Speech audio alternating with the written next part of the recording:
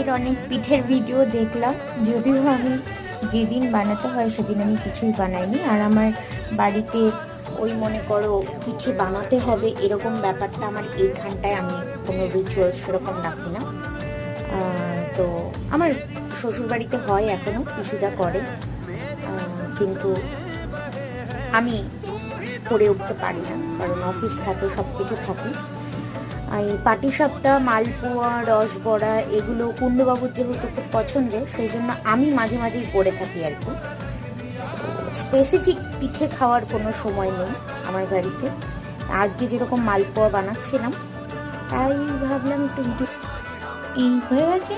এখন রসে ভিজিয়ে দিয়েছি, এখন রসে ভালো করে এটা ফুলবে। কুণ্ডবাবুর আসতে একটু সময় আছে, তারপরে যখন কুণ্ডবাবু খাবে তখন রিয়াকশন দিয়ে বাকি ভিডিওটা তোমাদের দেখাবো।